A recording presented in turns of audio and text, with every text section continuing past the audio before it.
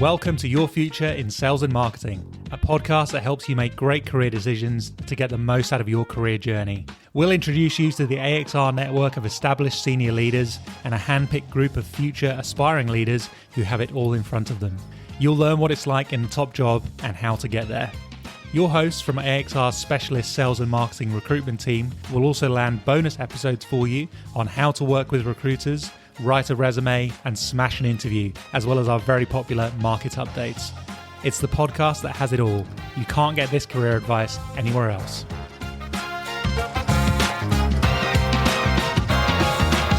Welcome everyone to Your Future in Sales and Marketing. My name is Mike Dickson, Director of the AXR Sales and Marketing Practice. Today we're joined in the pod by Kurt Hegvold, VP Commercial Area Head and Managing Director ANZ for Electrolux. Welcome, Kurt. How are you? Good, Mike. Thanks for having me. Appreciate it. That's all right. That's a good title you've got there. It's a mouthful, huh? Yes. Part of a recent global restructure. We all got given shiny new titles. So fantastic. Well, we'll try to bring that to life as we go through the pod. Now, we've been trying to make this to happen for a little while. I think originally we tried in 2022. And then I came down with COVID. And then I think roughly a year later, you came down with COVID. Correct. So the audience has been waiting for this to happen for quite some time. I'm sure it's been. So we're bringing it today. So excellent. Well, let's get into it. I'm going to bring back one of my favorite questions as a bit of an icebreaker, Kurt, which is what is your favorite brand? And one caveat is you can't pick one you've worked on. Okay. Well, that's good. I've worked on a few, but not the one that I think speaks to me the most. Lots of brands that I really admire, but one that I really connect with is Patagonia. And I have a lot of respect for and admiration for the CEO, Yvon, and what he's done to build a truly purpose-led organization, but one that I think is, almost the antithesis of a brand. Don't buy our product, but that makes people want to buy the product. And I just think that whole model, and where they talk not just about being part of the industry, but transforming the industry and transforming the sort of framework of the industry and how you manage apparel and what you do with apparel has been really transformative for the industry. So that really speaks to me as a brand and how they've built their company. I love the business. I think it's an incredible model and quite trailblazing in the sense that it's a commercial organization that successfully with very kind of different view on sustainability and connecting to community, and I love it. I think it's great. Well, the thing that separates it for me is a lot of organizations have their corporate social responsibility platforms, and that is about giving back. This is an organization that looked inside its own industry and said, we're going to fundamentally transform the infrastructure of what we do. And hopefully that leads others within the industry to transform how they think about sustainability, which is not just about taking a portion of your revenue and giving back or making minor adjustments in your own carbon footprint. It was transformative. Like, end to end, we're going to think very, very differently about what we do with apparel. And we're not going to push sales down people's throats. We're actually going to say, come back and we'll repair your clothes and make it last longer, or give us your clothes and we'll send those on to charitable organizations. And it was a really fantastic story. But, in motion, very powerful. So guys, if you don't know Patagonia, strongly encourage you to have a good look at it, both as a consumer, but just from a business perspective. Yeah. Great organization. Let's get into your career. You bet. We'll start at the beginning.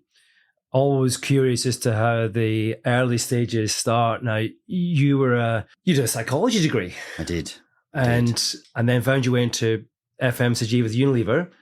Kind of explain how that happened. Yeah, I'd like to say it was orchestrated. It was purely by chance. So when I did my psychology degree, I focused on organizational psychology. That was kind of my passion of seeing how you could create better environments within workplaces, more dynamic environments that were very people-centric. And I got a job at Murdoch University in Western Australia. And I was working with the faculty there, and I was actually deployed down to the Student Guild. So pretty fantastic first job to be paid to go back and hang out with students straight out of uni. And while I was at the Student Guild, my job was to teach fiduciary duties and build competencies, because the Student Guild was given a pretty substantial budget to manage every year. And they had retail outlets and they would provide services. And so I was there for 12 months to help them sort of find their grounding. And while I was there, student guilds live on memberships, and I started helping create some membership material and started creating some marketing material with the students that were there. And at the time, the state manager for Unilever ice cream was doing a master's degree at the university and came into the student guild on one day when I happened to be there and said, "Who's developing all your marketing material?" And I went, "Oh, that's me." And she said, "Would you like to come for an interview?" And so I said, "For what?" Anyway, I went for the interview, and what I thought was, here's an opportunity to get into a large multinational corporation. It may not be the avenue that I intended to go down, but it's a leg in the door in a very large organization, and I'll learn a lot. And I got a free car, and I got good pay and all sorts of things. So that was great. And it was a great brand. Streets Ice Cream is a brand I'd grown up with, so I really, really loved the brand. So there were lots of fits and synergies, but I think the key learning out of this was just to always be open to new opportunities and potentially explore new paths, because you never know quite where they'll take you. And that really took me very quickly into large people leadership roles, which I absolutely loved. And that's where I kind of found my passion, was certainly in sales, problem solving, customer service, but ultimately was around being with and managing large groups of people. So that was how it happened, Mike, just purely Wonderful. By chance, but it ended up being quite fortuitous. I think every career has a number of those moments where worlds just collide and you take your chance or you don't. I think coming up to our 100th podcast, I'm re-listening to a few of the earlier pods just to remind myself what we talked about. And I was listening to Caroline Waite, now the chief executive of Stuart Alexander, back then was the sales director at Frucor. And she said, sometimes just take a leap. What's the worst can happen? Yeah. Absolutely. Yeah. And particularly at the earlier stages in your career, when you've got so much runway ahead of you, there is very little to lose. Yeah. These are the moments in time where you get experimental and you stay really curious and you explore new opportunities, and you get to start to find out what you really love doing and maybe what you have a natural inclination towards. Yeah. And then you can sort of pursue a more sort of linear progression. But at the early stages, experiment, get creative and try things that are really outside of both your comfort zone, but also maybe the career path you thought you were going to go down. Yeah. And probably fewer anchors to stop that happening as well when you're a little bit younger in life. Yeah. Very much so. So Unilever, 5 or so years, then into CCA and PepsiCo. Now those are 3 big tier ones. Mm-hmm. How did that kind of manifest itself? Were they all quite different? Did you move into those organizations for very different reasons? No. At that point in time, for me, or to answer your first question, more similar than different. Yeah. Okay. More similar than different. The differences were predominantly in culture. To be transparent, was processes, systems. These are phenomenal companies with outstanding processes, great sales capability, amazing brand building. Their systems are very robust, and so you can really ground yourself and learn a lot. And that was always my focus. Once I took that leap into the industry, seeing what you could gather in terms of learnings at the early stages of your career, I was always very curious.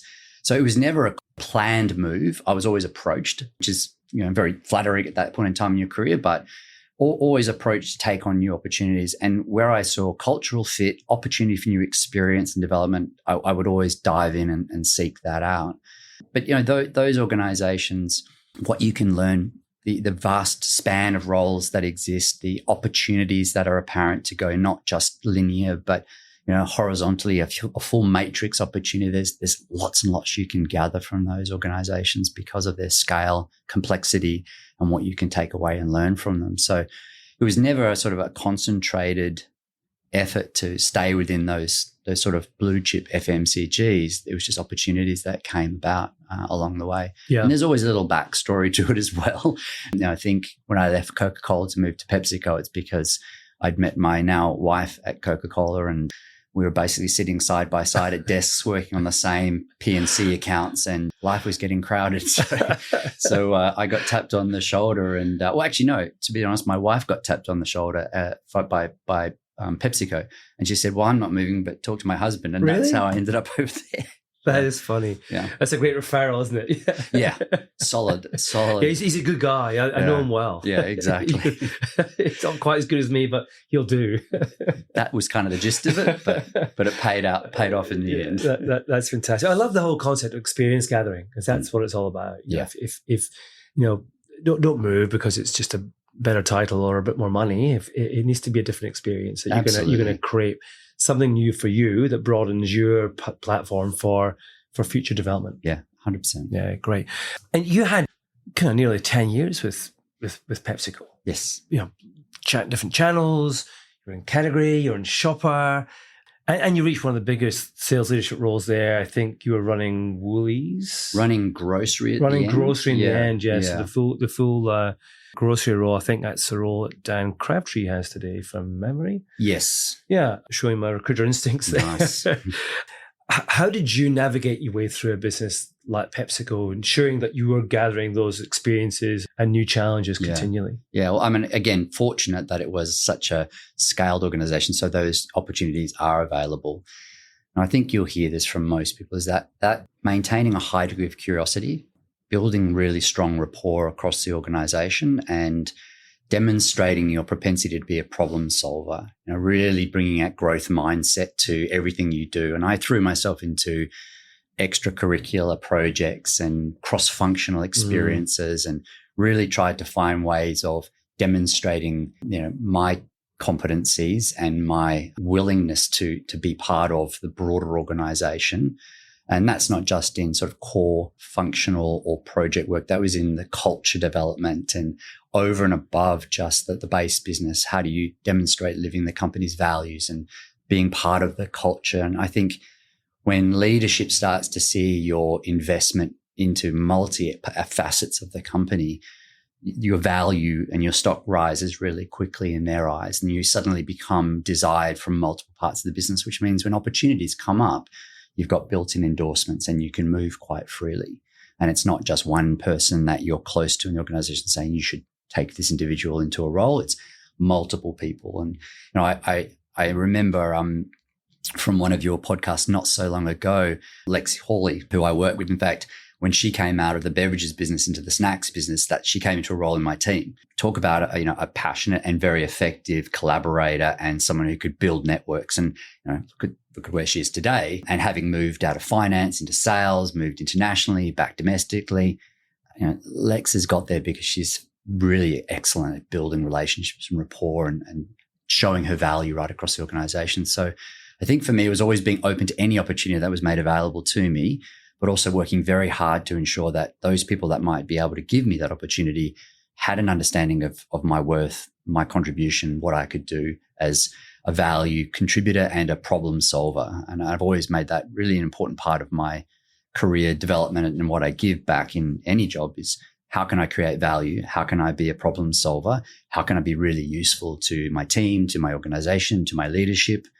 That's always really served me well in terms of how to progress. It's a great mindset, Kurt. And I do really admire and that view on seeking the opportunity and moving outside your lane, being very effective in your role and is great, but there's always things to do in an organization. And if you're the one sticking your hand up and being curious and looking for those opportunities, they'll come to you. Yeah. And it does, people often talk about, building profile. But profile is not just getting your name out there in a particular way and meeting the right person at a networking event, but doing something interesting. Yeah. And creating value and doing it continually. And if that just endorses what you're doing in your day job.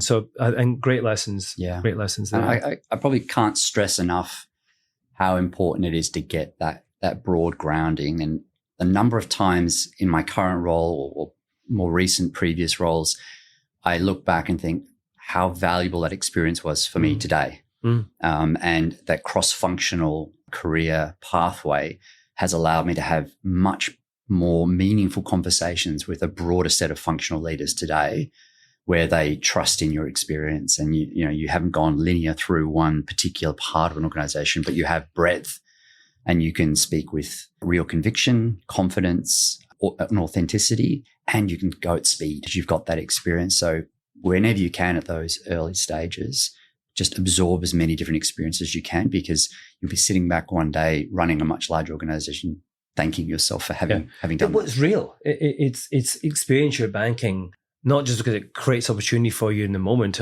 but it's actually makes you more effective as a leader. Yeah. You as a manager or director right now, drawing upon experiences that you had 10, 20 years ago to say, actually, that's very relevant because, it makes me a better leader from what I did back then. So you guys and on our many listeners, rewind and do this, listen to this part of the conversation again and really stick in and do that, because that's what's going to stand you in good stead if you're going to become a senior leader in the future. It's great. So talking of senior leadership in your career, you left Pepsi for SC Johnson. Your first sales director role when you ran the whole function. Why SC Johnson? So I think and you mentioned before, there's certain moments in your career that you find are quite watershed moments. And I'd really enjoyed my time at Unilever and Coca Cola and PepsiCo, and I'd focused very much on building functional capability and getting a breadth of experience and ensuring that those technical skills were well-rounded and that I could instinctively do what I needed to do. But what started to become a lot more important to me was the company's values and what the company stood for, and whether the company was really living and breathing those values in an authentic way. What I really enjoyed about PepsiCo towards the end of my tenure there was Indra Nui came into the CEO role, and she brought in this concept of performance with purpose. And that resonated. And then I found SC Johnson, which not a lot of people know about SC Johnson, but you're talking about nearly 140-year-old privately held fifth-generation company. And that private nature of the organization means they can steward their sustainability endeavors and ambitions without having to answer to the market. And it's so incredibly genuine. And having met the CEO, Fisk Johnson, many times when I lived in America and otherwise, this is a man that doesn't just speak to a corporate social responsibility agenda. Like, he's living it. He's diving in the Maldives. He's out in the deserts collecting microplastic samples. It was very inspiring. And a company that gives 2% of its annual profits back to charitable organizations and different foundations that are working on the cause. And those fundamental values were incredibly tangible when I went to the business. And when I sat with the teams and I sat with the people, I felt very much at home in a company that was values-led, and values as verbs, doing, living, demonstrating. So that was the means at SC Johnson. I saw an opportunity to work with and build a great team, and you've seen some of those, Claire and Nick, and really established fantastic leaders in their right today. That was the family that we had, and I had a phenomenal career with SC Johnson. I still hold that company in such incredibly high regard for the way it made you feel so connected to its purpose. So that was for me a fundamental shift. Whereas up until that point, big brands, great experiences, big multinationals, lots of opportunity to gather experience. Suddenly, everything pivoted, and I realized what I loved about the job that I did and what I loved about working with these companies was so much about the why, the purpose. And so that's why SCJ. That's pretty powerful. And we talked about Patagonia at the start of the pod, which very passionately you as a business you believe in, but SCJ does fly under the radar, I think, a little bit. But it is a large business, and it is incredibly values led. And I endorse exactly what you say, because I hear this from every person I ever meet from SCJ. It's super consistent, awesome organization, guys. So if you don't know much about SCJ, it's never been on your list, you should have a look at them. And if it fits your values, then keep a close eye on that organization for when roles come up. You can have a truly fantastic career where you can feel extremely good about the work you're doing on both sides, not only the commercial side, but also from a purpose-led perspective. They really wear their values front and center. And I'm very close with all of my ex-colleagues. Actually, on the way in here this morning, I had friends from the US who are going through a bit of turmoil at the moment, contacting me and touching base. And that happens weekly from my time in the US many years ago. So, it was really valuable. For context, obviously, we're recording this on the 8th of November, a couple of days after the US election. So we're all reeling a bit from what's going on. You may be listening to this, I'm sure it could be weeks, months, years in the future, and the world might be very different. Let's hope so. we shall see. But you spent time in America. You alluded to earlier on, Kurt. Was that something that was important for you to do, or is it part of the pathway to becoming the MD of SCG, which you did become in time? Yeah. I mean, let me answer that in two ways. Initially, I didn't think it was something I had to do. I felt like, having worked in the organizations I had and successfully stewarded the business from a sales and commercial perspective, that I could step into that role. But the organization being privately held, and these MD roles that they have there's only 17 of them in the world. And the owner wants to endorse the people that go into them, because these are seen as critical commercial roles, stepping stones to future leadership roles in the business. So at the time, I didn't know it, but going to North America was going to end up being one of the most valuable experiences personally and professionally in my career. And I wasn't objecting to it. I was very, very excited about it, but I probably didn't realize at that point in time the importance of it to my career development. And once you get time in effectively head office, and while the US is quite similar, it's still a big cultural change. It's a lifestyle change. If you're making that move with your family, it brings you a whole lot of new challenges, which help you work out how you balance your work, your life, and find a way to be very passionate and focused in the workplace while you're creating your team and meeting new people and developing new relationships and rapport, while ensuring that your family's safe and happy and settling into a new life. And it tests you in new and different ways as a leader and as a partner in life or a husband in life.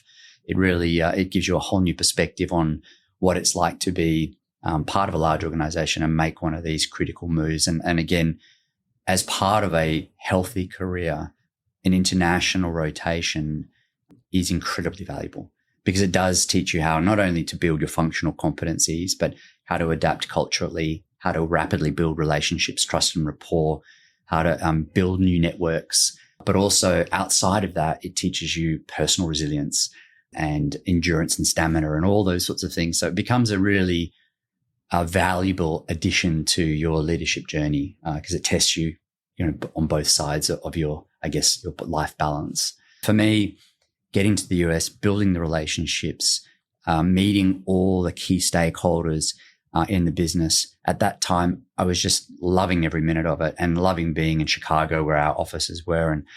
And my wife and my two daughters were just having the time of our lives. But it wasn't until I came back to Australia that I realized just how valuable it was. Before I went there, I knew some people in North America. Having come home, I knew everyone in head office. One phone call, a quick email, and I could unlock massive opportunity and transfer of knowledge. It was just so valuable for what I could bring back to the local business in terms of benefit to my team. Made a big difference. It's another great example of grabbing the experience when it's there, taking that leap that we talked about earlier. And there's a moment of the leap and what you're doing, but the payback is always there, because it's a new experience. Absolutely. That you can then call on in that instance immediately. Yeah. But I'm sure you still do in your role today. Absolutely. And one of the things I do love about my role today and about having the experience that I do and connecting with still a lot of my peers and a lot of friends that I have in industry is the fact that I can reflect on these experiences and I can give them a perspective and I can share with them my journey and what I went through and the benefits and the pitfalls and the challenges. Because at times it can really help other people get a sense of, do I want to take this path? And in fact, it was the head of Woolworths at SC Johnson, Chris Tucker, who you may know. Chris went and did exactly what I did. He went and did a rotation in North America. And I said, it will be endlessly valuable. I mean, you will not regret it. And he did that rotation and he came back as the sales director, and his career continues to do really, really well. And, I just really value the opportunity to give people that perspective from a position of having lived it. Talk about the step from functional leader to running a business. Try and describe the key differences. Sure. Look, I think it comes down to scope. As a functional leader, you focus on the excellence and operational requirements of your function.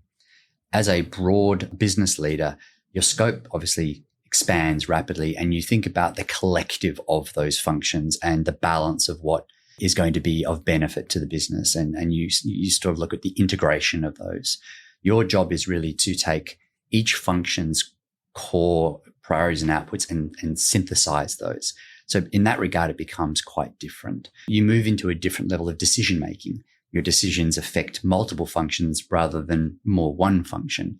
And so you have to have a very different approach to decision making and what variables you consider as you're making those decisions in balance. Naturally, vision and culture and people and their well-being and their psychological safety elevate to a whole different level. Yes, it's functional, but now it becomes, you really feel a deep sense of responsibility to everyone right across the organization. And your job is to find that balance to ensure that you can give people that really safe environment. And so culture and purpose, they become quintessentially part of what you think about all the time, real preoccupation. And then there's obviously risk management and the complete P&L requirements and all those things that now become fundamentally yours to own, as well as stakeholder management, internal and external. You are now the predominant face of the organization, and you have to be always thinking about how you can serve the business, serve your role, serve your people most effectively, both internally and externally to the organization. And that just requires a different level of awareness at times and a high degree of diplomacy. It becomes very apparent that you are, have to be everything to everyone all the time. Yeah, it's a big role for a reason. And we'll talk about your current role in a second, Kurt. Before we do, I think there's a real curiosity around our listeners on the path to an MD's role, just practically in the recruitment sense. Is it the same? But you're obviously testing for different things around diplomacy, around that holistic thinking, around how you connect a whole organization to a vision. Very different to being a functional leader. Yeah. In your experience, is the recruitment process quite different? Yes. Yeah. Yes. Yeah. I mean, clearly, as you're moving through your career, there's a lot of pressure testing of your functional competencies, technical capability. Yeah. Suddenly, it pivots very much to your leadership philosophy, how you choose to engage your team, your communication style and capabilities, your resilience, your resolve. Are you very values orientated? And if so, what motivates you and drives you? I found in my move into Electrolux and even my move into SC Johnson, so much of what we talked about was how you will engage your team, how you will take them on the journey, how you will ensure they feel fulfilled in their roles, how you can ensure the organization itself on multiple factors is happy, healthy, safe, operating well. So very much that recruitment process focuses more on how you adapt to challenging circumstances, how you can lead an organization through them, what your leadership style is, and how effectively you can make the complex simple through your communication style. Ultimately, that being your job. And then the final piece is, what is your vision? What is your ambition? What is your purpose? And how well that aligns to the business. You could have a very passionate, compelling vision, but if it's heading at a 90-degree angle to where the business is, then you're probably not going to be able to lead authentically through that process. So I find you get into a lot more pressure testing. And coming into to Electrolux, I did all the functional requirements, but I had a 6-hour interview with a psychologist. Really? To get into the role. And that was right back to your early days there. Exactly. But that was all about leadership under pressure, your approach to developing, teams, communication style, your value composition, Herman Brain Dominance Index studies, all those sorts of things where you move under pressure. What are your strengths? What are your opportunities? Are you aware of those as a leader? So it was very comprehensive, but very enjoyable still too. Yeah. It's really interesting that everything you've talked to there is what people would call the softer skills of leadership. And all the evidence shows that actually is what makes a great leader. The kind of technical, commercial piece is almost a given. It's like, well, yeah, that's the hygiene factor. You just got to do that well. But actually, what makes you a great leader is everything you've talked to. I think when you're in those situations, in those interviews, you have to make sure you are very authentic to yourself, very authentic and true to yourself. Everyone wants the job, right? You've got to these stages, you're at the final stages, and you really want the job. But if you put forward a persona that aligns with the company's values but doesn't really align with yours, it's a very bad situation to end up in. Finding yourself in a very senior role where you are actually disconnected to the core values or intentions of the company, because the team will see it and they will see that it's not authentic. And it's one of those things where if you get really close but you don't feel that right connection, that's when I say at these levels of roles, you pull the pin and you go find something else, because there's nothing worse than being in a very senior role where the team doesn't buy into your philosophy. Yeah, I think accentuated so much. The more senior you are in an organization, I'd encourage anybody in a recruitment process, almost at what level you are, be yourself, be authentic. Talk in terms that make sense to you, and ultimately, the business and you will make a decision that is aligned. And if you're not the right fit, then and it's a good process, you'll understand why. Where the gap is, and you'll thank yourself and the recruitment process for that, because you're going to be miserable otherwise. And you'll be disconnected. Absolutely. Yeah, good. So with Electrolux, I'd imagine the brand recall would be pretty much 100%. Yeah, vacuum cleaner company. But give us the elevator pitch. Yeah, so another very purpose, values-oriented organization, Swedish company, 130-year-old company, 100 years in Australia this year. We are a large, major domestic consumer electronics company, and we sell small domestic products. Brands are Electrolux, AG, Westinghouse, Vintech, Beefeater, so a range of appliances. We're the largest shareholder here in Australia and one of the biggest in this space globally. And on a domestic basis, we have about 1,000 people across our manufacturing facility, which we're the only manufacturer of white goods in the country remaining. And then we have our office up here, about 1,000 people across Australia and New Zealand.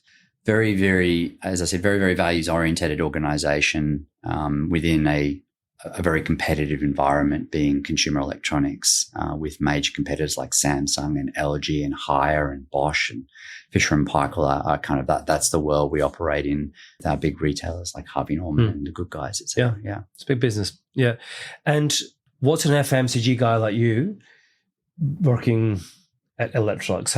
How did you get the gig to run Electrolux in Australia? Yeah, ANZ. Look, again, I was approached for the role, and I think from a competency standpoint, we found like a good synergy between what they wanted for the role and what I could bring, and there was a lot of transferable skills out of FMCG into what it was more of a developing environment when it comes to sort of core commercial acumen, and think net revenue quality management, think S&OP processes, brand operating models. They were doing it more intuitively than process-led. And so there was great opportunity. But I think why they chose me to go into this role was, again, that sort of leadership philosophy. I tend to pivot more to a servant and collaborative, inclusive leadership style. The business had just been through quite a significant amount of change, and what they wanted was someone that could hit the ground running on the commercial side of the business and take ownership of the fiduciary responsibilities for the organization. More importantly, someone that could reestablish and resurface the values, build a very psychologically safe environment, and then ensure that we pivoted to a true and unlocked growth mindset. And that's kind of what I loved doing at SCJ. It's what I loved doing at PepsiCo. And that resonated in all of the interview processes that I just mentioned, which, it was 6 different interviews and then finally a 6-hour interview to really explore those leadership credentials. And I think that's why ultimately we both found a fit, is I admired their conviction to purpose, and they found value in what I could bring in a certain approach to leadership. Great.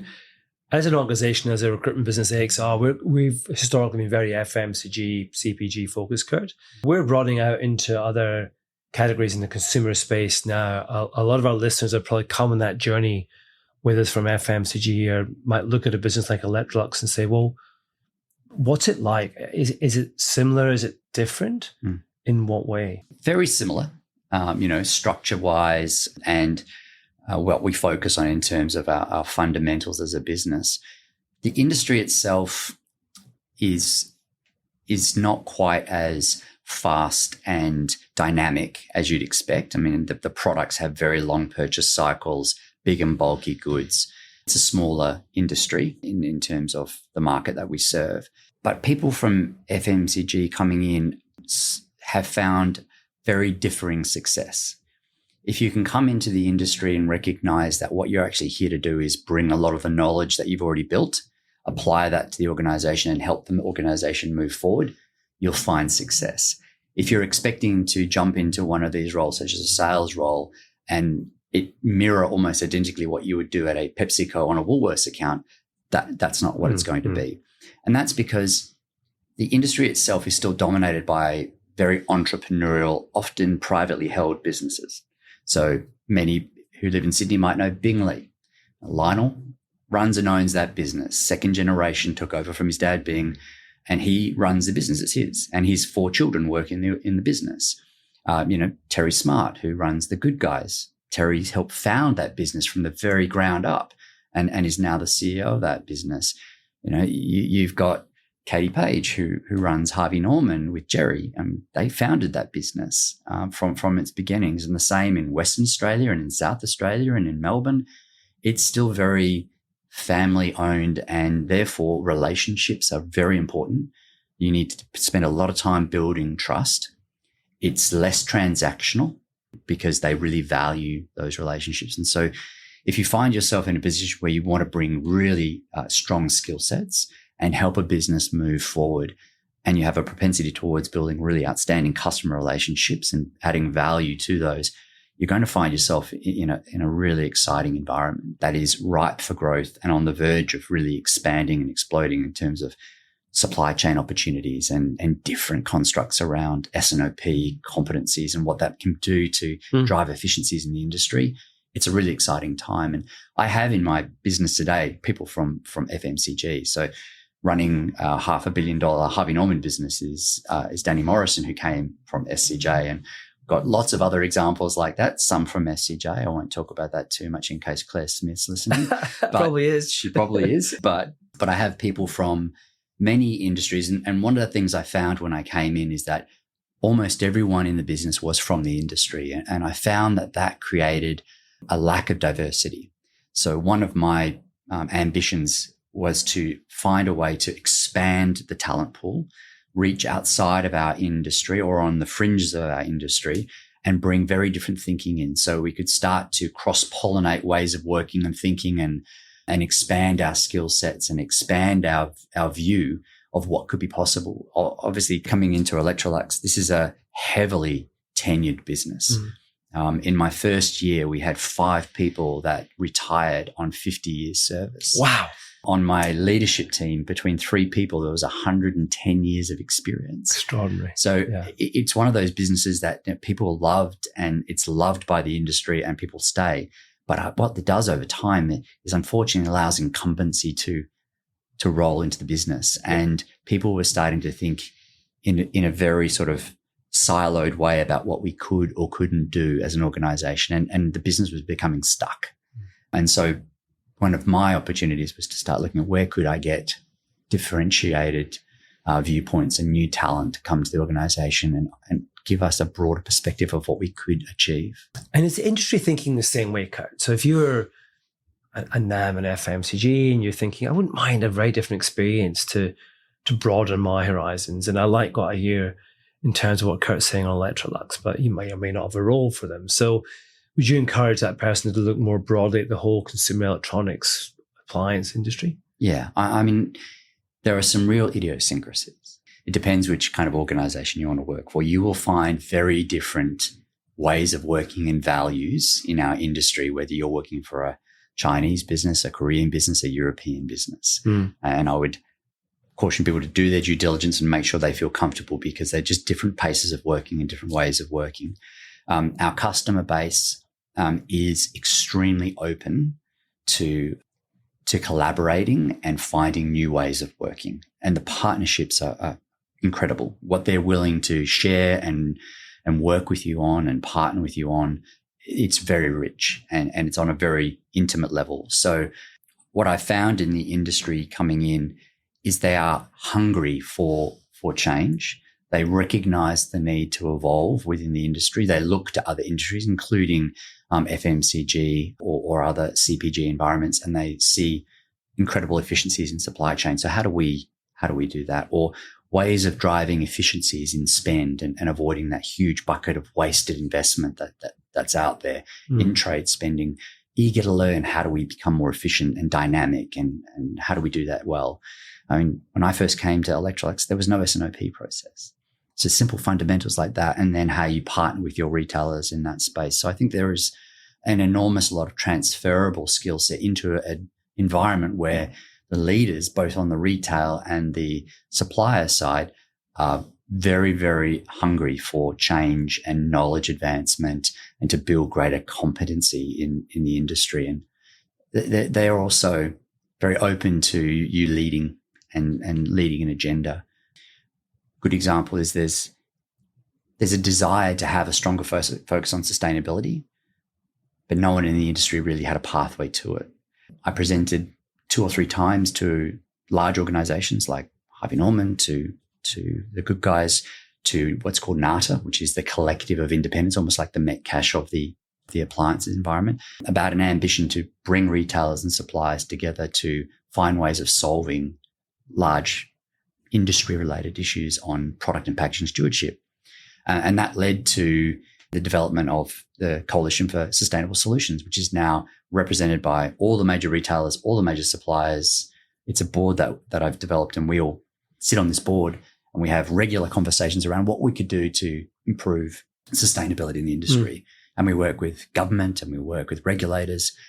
And that's just a sign of an industry that's very open and willing to partner and to, sit across from, have Harvey Norman sitting next to the Good Guys, sitting next to Lionel's daughter, Jasmine, and me sitting next to Jeremy, the head of Samsung, and Ben, the head of Fisher & Paykel.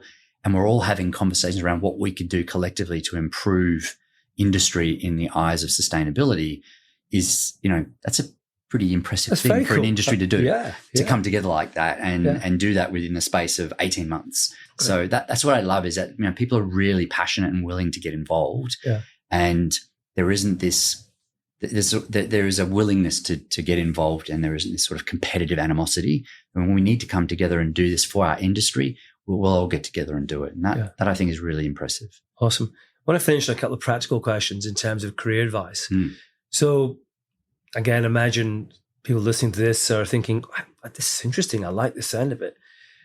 Out of curiosity, how do you like to see someone present a resume? Is there things you want to see in there? If you're going to get flooded with resumes after this, Kurt, what should somebody be thinking about in terms of how they present themselves?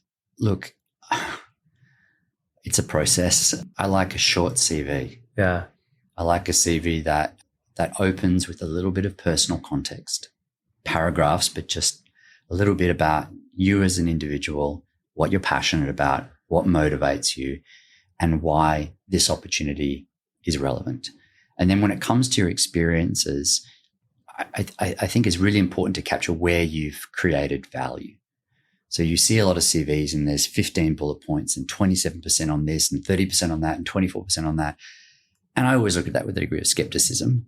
And if someone's delivering 30% net revenue growth in a year on a large business, it's like, that's pretty phenomenal outside of COVID times. So I treat it with a bit of skepticism. So, I think be real, be very genuine in what you put on that CV. Give us a little flavor of who you are. And when you're talking through your key points, it's how you've solved problems, added value. We wouldn't be looking at your CV if we didn't think you were already qualified in that regard, but now we need to see a little bit of you shining through. Good advice. Great. Now, last question, and we could talk for a lot longer. I always feel on these pods we'd have a long form 2-hour podcast. But to finish on your career, what does the future look like for you? You're an MD of a large business. A lot of listeners are thinking, well, he's made it. That's it. He's at the end, but you're still a young man. So you got Well, relatively speaking, Kurt. But, you know, a lot of energy, a lot of runway ahead of you. When you look forward, what do you look to? Yeah, great question. You're a runner, right, mate? And you've always been a runner. Yeah. But what fascinates me is how often you see people get to that sort of higher level role and all of a sudden they start running marathons, or they go and buy some Lycra and they start doing bike rides, or they, you know, play golf, or they suddenly decide I need to climb mountains. And I think that's because as you go through your career, you start off with like achievement, which is all about, I need to build a career and I want to get to a point where I can provide for my family and I'm safe and I've built a strong reputation of competency and fulfilled certain ambitions. Once you start getting into those more senior roles, it's about that sort of space of mastery. How do I really round out my skills and master what I want to do and where I want to go and have the skill set to be able to do that? And I think when you get to a certain level, it starts to become about purpose. And I think that's why you see so many MDs start climbing mountains and doing all these extracurricular things, because they want that purpose. And so for me, that purpose was always about ensuring I built an organization that had, outstanding succession. You know, I'm building the organization, I'm setting in motion plans today that I probably won't even fulfill, that next generation will. And I take a lot of pride in ensuring that we build a business that's built for the next generation, and that we're creating an environment that will give generations beyond that a sense of fulfillment and belonging and really wanting to be part of this organization.